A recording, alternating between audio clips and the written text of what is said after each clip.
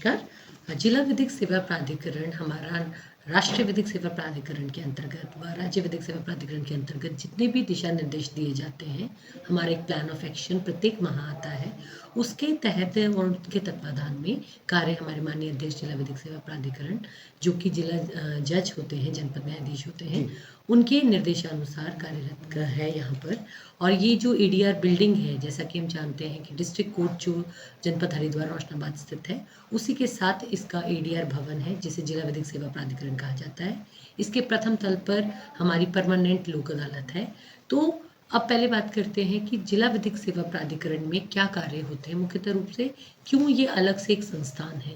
तो यह संस्थान, ये बात है 1986 की, तब जस्टिस पीएन भगवती, माननीय जस्टिस पीएन भगवती के निर्देशन में एक कमेटी का गठन हुआ था और समाज का जो दबका वर्ग है, जो गरीब असहाय लोग हैं, उनके लिए निशुल्क कानूनी सहायता, जो कि हमारे जो हमारा भारतीय संविधान है उसके अनुच्छेद 29 में वर्णित है। तो उसके बाद से हमारा एक 1987 में अधिनियम आता है, विधिक सेवा प्राधिकरण अधिनियम, जिसके तहत एक धारा है 12 जिसमें कौन लोग ऐसे होंगे जिन्हें निशुल्क विधिक सहायता प्रदान की जाएगी। तो इसमें सर्वप्रथम महिलाएं आती हैं, महिलाओं के बाद बच्चे, बुजुर्ग हैं, बुजुर्ग जो कि 60 वर्ष से ऊपर हैं, ऐसे लोग जो आपदाग्रस्त हैं या ऐसे लोग जिनके साथ बहुत ही जघन्य प्रकृति के अपराध कारित हुए हों, वो लोग जो कि SC/ST कैटेगरीज को बिलोंग करते हैं या ट्रांसजेंडर्स हैं, ऐसे लोग जो कि दिव्यांग हैं, या फिर हम आगे बात करें कि जो हमारे विचाराधीन बंदी हैं।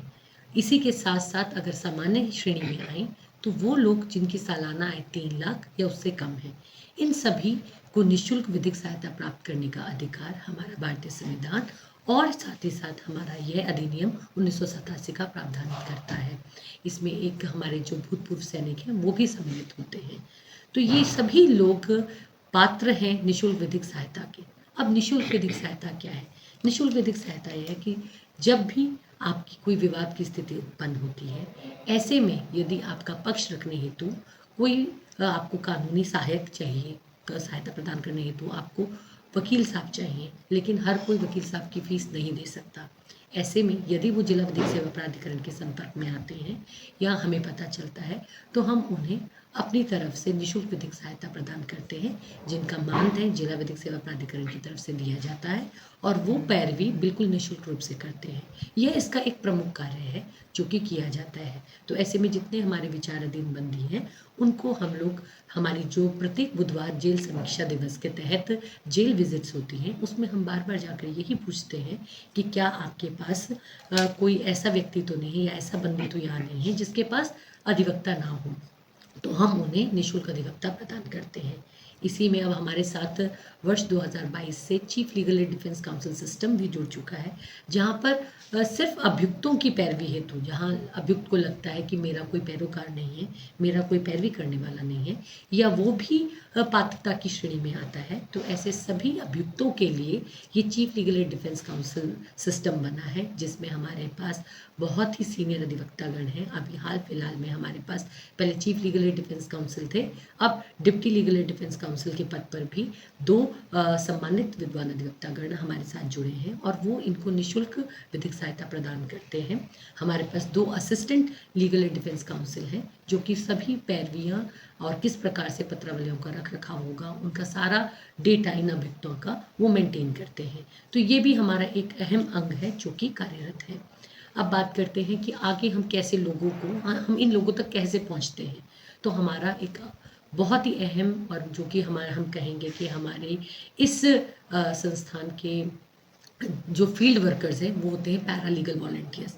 ये ग्रामीण क्षेत्रों से, NGO से रिलेटेड या आंगनबाड़ी कार्यकर्ताएं या वो समाज सेवी जो लोगों की स्वेच्छा से निस्वार्थ सेवा करना चाहते हैं, उनको हम बतौर विज्ञप्ति प्रकाशित कर कर आवेदन आमंत्रित करते हैं और उनके द्वारा जब उनका चयन होता है तो उन्हें हम ट्रेनिंग प्रोग्राम एक किया जाता है, जिसमें उनका एक ओरिएंटेशन ट्रेनिंग प्रोग्राम होता है, फिर इंडक्शन ट्रेनिंग प्रोग्राम होता है और इसके उपरांत उनके रिफ्रेशर ट्रेनिंग्स होते हैं। इसके बाद वो सर्टिफाइड हो जाते हैं एज पैरालीगल वॉलंटियर्स उनका 1 साल का हम उनसे सेवाएं लेते हैं और उसके बाद उनके कार्यों को देखते हुए और उनकी इच्छा के चलते उन्हीं को हम वापस रिन्यू भी कर लेते हैं अग्रिम वर्ष के लिए।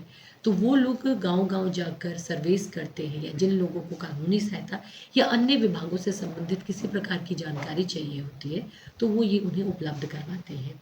हमारा तीसरा जो अहम कार्य है वो लोगों के तहत आउटरीच प्रोग्राम्स लेकर जाना।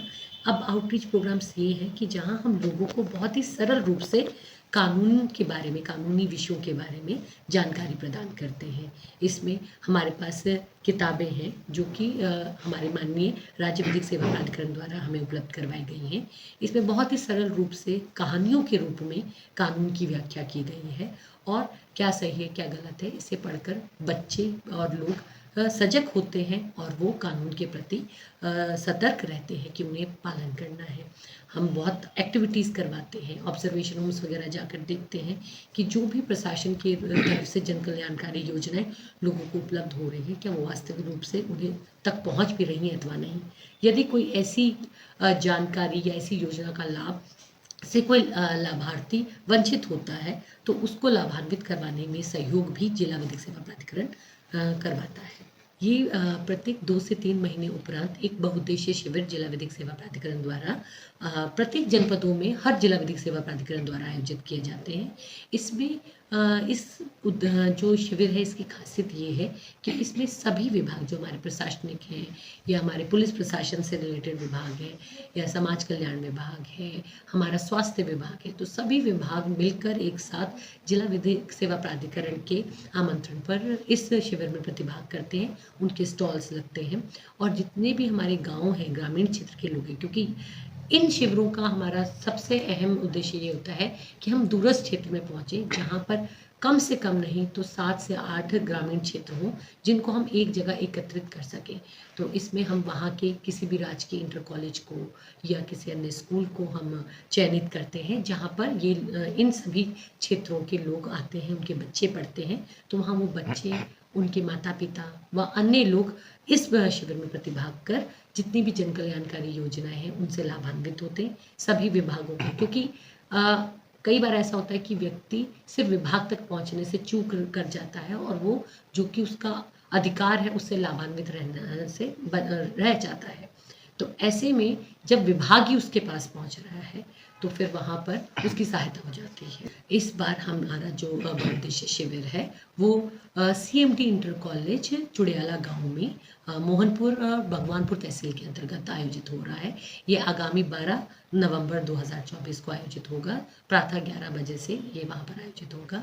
इसकी अध्यक्षता माननीय जनपद न्यायाधीश महोदय व हमारे जो पदेन सदस्य हैं माननीय जिलाधिकारी महोदय, माननीय SSP साहब व माननीय CMO साहब इसकी अध्यक्षता करते हैं। साथ ही साथ इस पे समस्त विभागाध्यक्ष व अन्य अधिकारीगण भी मौजूद होते हैं और तथा सारे जो भी वहाँ के विभागाध्यक्ष हैं वो जितनी भी जानकारियाँ उनके विभाग से संबंधित होती हैं वो लोगों को उपलब्ध कराते हैं।